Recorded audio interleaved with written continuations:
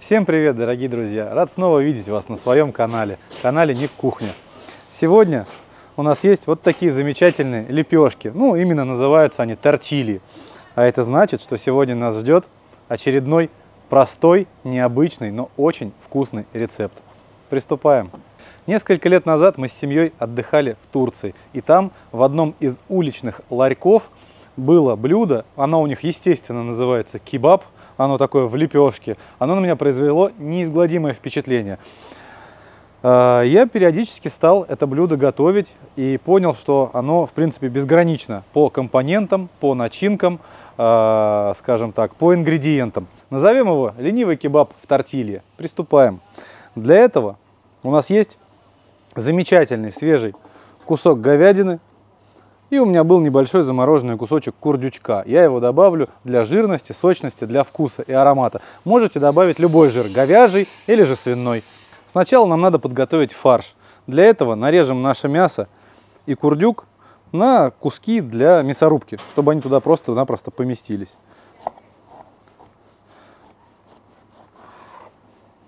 Друзья, пока нарезаю мясо, хочу сразу вам сказать, что данный рецепт можно приготовить абсолютно с любым мясом, то есть любой фарш делать. Хотите куриный, хотите свиной, бараний, говяжий, без разницы, кто как любит. Можно начинки, например, добавлять разные, какие хотите, разные соусы, домашние, покупные. То есть я вам даю универсальный рецепт, как обычно. Универсальный рецепт. А дальше это огромное поле для творчества, для вашей фантазии, ну и для ваших, скажем так, вкусовых сосочков, ваших предпочтений. Кто что любит. Все, мясо с курдюком мы порезали. Теперь включаем нашу мясорубку. Сразу осы прилетели, куда ж без них? Без них никак. Все, начинаем прокручивать.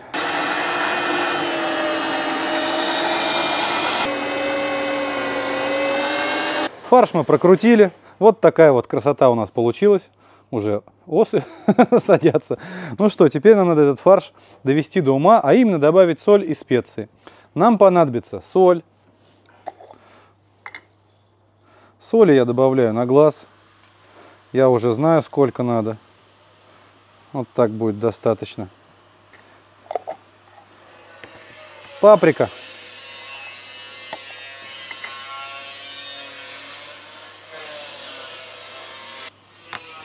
Бессменный черный перец.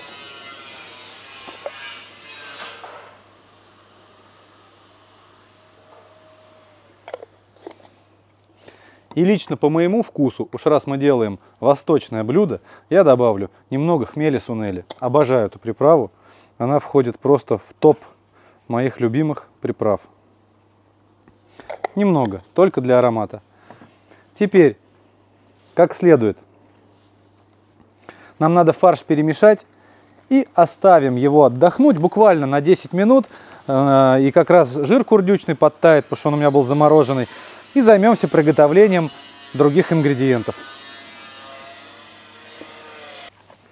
Фарш становится липкий из-за курдючного жира. Вот эта консистенция, вы знаете, как на кебаб, ну условно говоря. По большому счету, вот этот фарш, он ну как пластилин, я не знаю, как вам показать, вот лучше с ним, вот посмотрите поближе, вот видите, и то я его сейчас еще достаточно тщательно не размешал, сейчас я его еще как следует до однородной массы перемешаю, и он будет настолько липким, насколько это вообще возможно. И для чего еще мы тщательно перемешиваем? Я вот, например, добавляю соль крупную, и я обязательно дам этому фаршу отдохнуть 5 минут, ну 5-10, вот, исключительно даже хотя бы для того, чтобы эта соль растаяла. Потому что, ну, если вот так вот намешать, можно, конечно, приготовить, но нормально специи не раскроются, нормально соль не разойдется. Не спешите никогда сразу приступать к готовке. Вот все, посмотрите, вот мы перемешали, получился замечательный розовый фарш. Сейчас мы его слегка вот так разровняем и пускай он чуть-чуть постоит. Ну, естественно, под крышкой, а то осы все сидят, нам не достанется. У нас какое-то нашествие, как конец лета, осень начинается. Тут что-то у ос происходит, какое-то бешенство. Вон они атакуют меня. Ну ничего, все, вот. Конец лета. Да. Уже середина осени. Вот, разровняли. Вот такой замечательный получился фаршик.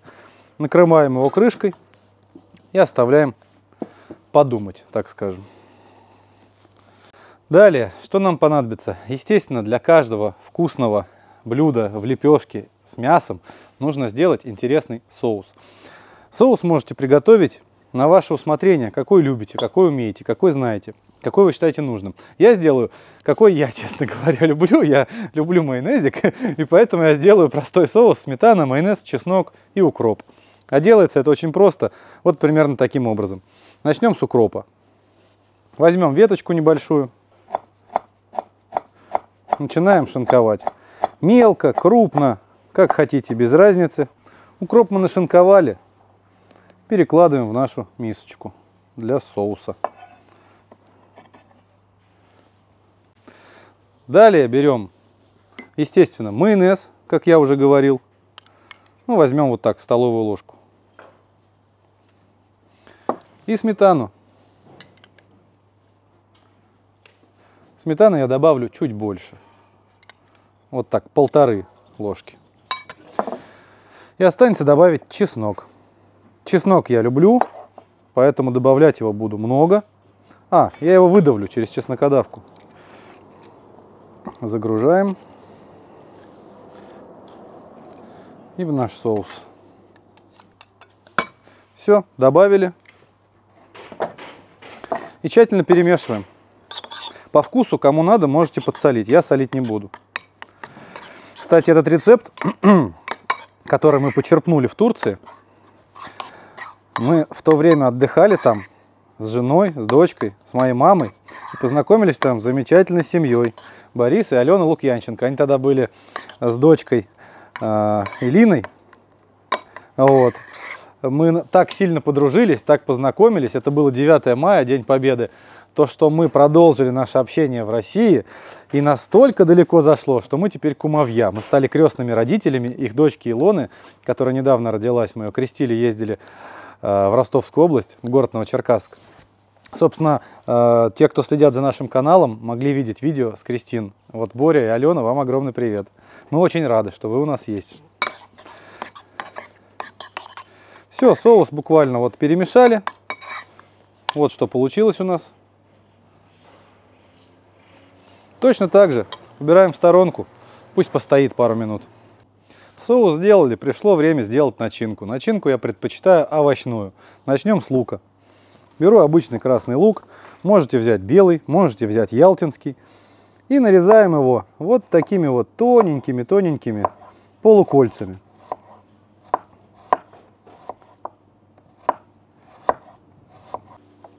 Лук нашинковали, теперь добавляем зелень. Я добавлю петрушку и укроп. Классика, так скажем. Вот так буквально по пучочку. Корешки отрезаем, ну и шинкуем. Шинкуйте как хотите. Кстати, сейчас в Сочи, например, очень много стало разных заведений с названиями там, ну, помимо шаурмы и шавермы, да, идет донор, донор-кебаб, сувлаки, грекос какой-то, что-то еще. Гирос, да, подсказывает оператор, гирос, вот, но суть у этих блюд у всех одна. Например, в Турции все эти блюда называются так или иначе кебаб, то есть это разновидность кебаба, да, то есть там можно как и люля, как котлетка заворачивают они в лепешку, есть лепешка потолще, попухлее, есть, например, какая-то наподобие армянского лаваша потоньше и так далее. То есть разновидностей много, ну, в принципе, интерпретаций. Приготовить можно как угодно. Я еще раз говорю, с любым мясом, с любым соусом. Так, зелень мы пошинковали. Теперь нам понадобится помидор. Удаляем плодоножку, если это она. На ножку не похожа. Вот. Помидор нарежем. Ну, можно вот так вот тоже полукольцами, тоненько-тоненько. Для этого нужен острый нож, как у меня. Мы никуда не торопимся. Главное, чтобы все у нас получилось тоненько, вкусненько. Короче, чтобы все получилось. Все, помидоры нашинковали. Теперь надо все это дело нам перемешать. Вот так, с лучком. Сильно не давим. Нам главное, чтобы наша начинка полностью перемешалась. Перья лука разделились. И зелень их обволокла. Все, начинка готова. перекладываем в тарелочку нашу. Все ингредиенты мы подготовили, можно приступать к непосредственному приготовлению нашего блюда. Но я тут подумал, а что если объявить небольшой конкурс? Тот, кто из вас напишет в комментариях больше названий блюд в лаваше, вот такого стритфуда, да, наподобие такоса, гироса или там шаурмы, донор, Мясо кебаб, в лаваше. да, мясо именно в лаваше, вот, тот лично от меня получит очень хороший приз, очень хороший подарок. Вот, но победителя мы объявим в телеграм-канале, поэтому те, кто пишет эти комментарии, переходите в наш телеграм-канал, подписывайтесь, называется он также «Ник Кухня», там много интересного, и, собственно, там мы подведем результаты розыгрыша, и там же мы свяжемся с победителем в личном сообщении и отправим ему подарок. Ну что, берем одну из наших лепешек, кладем и берем фарш. Вот так прям рукой. Сначала немного, лепим на нашу лепешку и вот руками начинаем тонким слоем по нашей лепешке его разравнивать равномерно. Фарш сам по себе липкий, лепешка такая, скажем так, приветливая, она такая сметанковая, знаете, и к ней очень-очень хорошо прилипает наш фарш. Все. Равномерно распределили, подготовили. Далее включаем плиту, наливаем каплю масла, вот чуть-чуть буквально.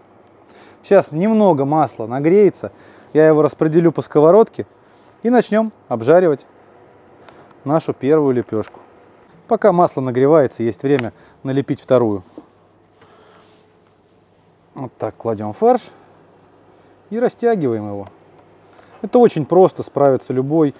Я специально сегодня решил готовить на плите, чтобы показать вам, что это блюдо можно запросто сделать дома, в домашних условиях, на кухне, в условиях квартиры. Для этого не обязательно иметь мангал. Что все... Дачу, да. Что все гениально просто, короче. А мы любим такие лепешки. Ну а что тут можно не любить? Лепешка, внутри первоклассный говяжий фарш, овощи свежие и соус с чесночком. Ну это же вообще бомба. Что может быть лучше? Такие лепешки, кстати, продавать можно на улице. Особенно в Адлере, мне кажется, они в лед пойдут, да? В прибрежной зоне, где-нибудь на первой линии. Встать вон, кафе, если сделать. Это я вам так, зрители, для затравки говорю. Если я когда-нибудь, может быть, не скоро, а может быть, очень скоро открою кафе в Адлере, то я бы эти лепешки в меню добавил.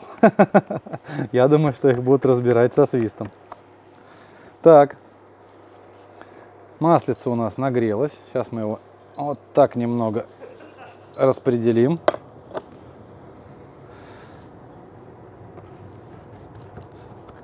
И отправляем на сковородку вот таким вот образом первую нашу тортилью. Вспомнил, тортилья, а то все лепешка, лепешка. Все, отправили.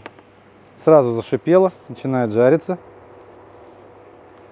Пока жарится, лепим следующую. Это, знаете, принцип чебуреков, да? Чего терять время? Зря. Когда можно... Одна жарится, одна готова, лепишь третью. Этот рецепт можно сделать еще быстрее в разы. Я знаю, что многие люди, и в том числе часть моих зрителей большая, просто покупают готовый фарш. Ну, не крутят, ну, у кого-то нет времени, кто-то работает. Я это все понимаю. Конечно, я противник того, чтобы покупать готовый фарш. Но я этих людей понимаю. Когда ты пришел вечером с работы, тебе надо там какие-то котлеты сделать. Нет, надо крутить, доставать мясорубку, крутить мясо, потом и отмывать. Можно там, купил пачку фарша, допустим, быстро котлеты сделал, покормил там семью, сам поел. И, в принципе, можно отдыхать. Поэтому да, есть такой вариант. Можно готовить и из покупного фарша, в принципе. Здесь многовато. Сейчас я вот это лучше растяну. Вот. Все, вот мы подготовили наши блинчики мясные. Что, заготовка наша готова, она уже пожарилась. Я положил тарелку сверху специально для того, чтобы было удобнее ее снять. положил в сковородку. У кого есть крышка плоская, которая сюда подходит, будет, конечно, намного удобнее. Теперь мы берем вот так вот, резко переворачиваем и выкладываем заготовку на нашу доску. Оп. Вот таким образом. Сразу же в сковородку отправляем следующий наш блинчик. Вот таким образом. Варианта 2, как можно свернуть этот бутерброд. Мне нравится, как сувлаки сворачивают. Оле нравится, как кесадилью. Оля у меня горячая, латинская девушка. Ей нравятся кесадильи. Добавляем овощи.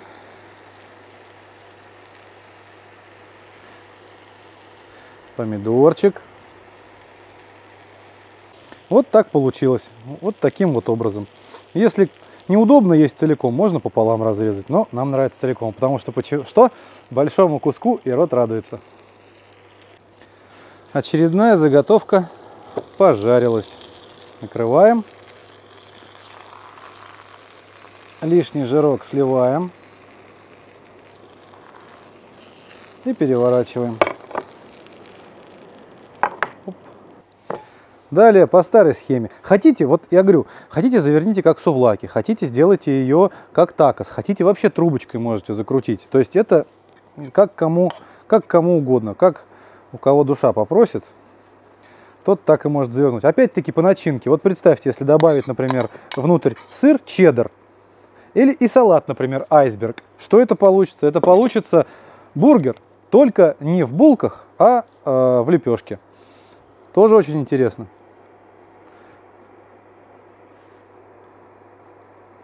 Добавляем овощи.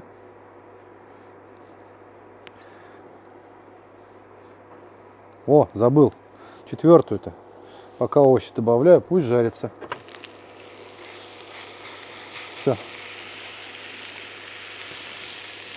И закрываем также конвертом.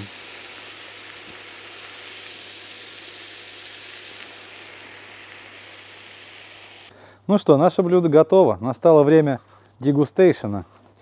Попробуем. С остывшей начнем, точнее. Потому что эти горячие сверху. Вот такая красота получилась. Чтобы было удобнее есть, я ее разрежу напополам. Посмотрите в разрезе. Какая прелесть. Ну и пробуем. За вас, дорогие друзья.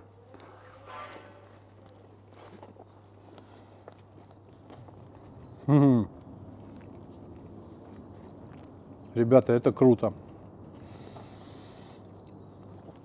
Минуточку.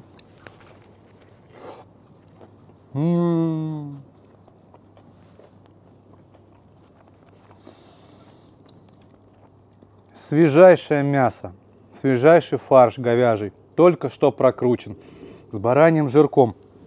Все это с такой игрой вкуса от зелени и свежих овощей, такой летний привкус дают. В этом сочетании это что-то невероятное. Чесночок дает свой оттенок. Изумительно просто. А лепешка, вы знаете, она чувствуется, но где-то на третьем плане, может быть даже на четвертом плане. Она тоненькая. То есть вполне можно сказать, что это блюдо, ну, не вредное. То есть это не фастфуд, это именно стритфуд. Это очень, очень вкусное, ароматное блюдо. Класс просто. Вот сок течет, соус, лучок красный.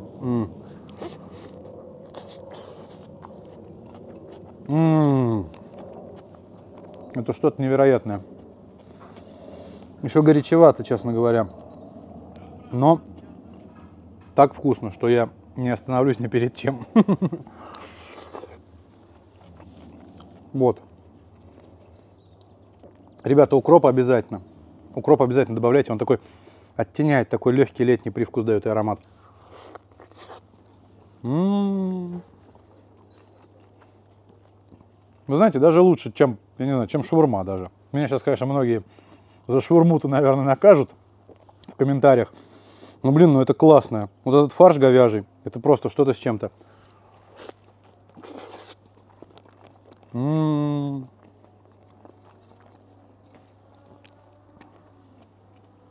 Добиваем.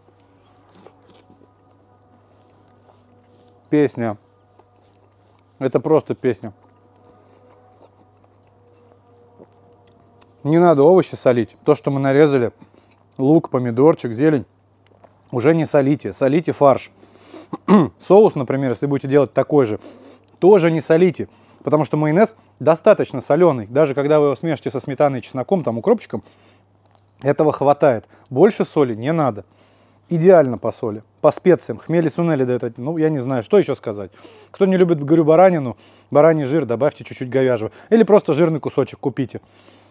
Да хоть из курицы, хоть из свинины, кто как любит. Я повторюсь еще раз. Добавьте салат листовой внутрь, айсберг какой-нибудь покрошите. Добавьте сыр чеддер. Вот вам гамбургер, только в пите, да, в таком лаваше, такой лепешке. Ну, я сейчас все это доем. Ну, оператора тоже угощу вот этим кусочком, вот, который тут лежит. Вот. А вам хочется пожелать крепкого здоровья, приятного аппетита. Повторяйте, делайте лучше, улучшайте. Всего вам хорошего. До новых встреч. Пока-пока. Да, и участвуйте в конкурсе. Пишите ваши комментарии.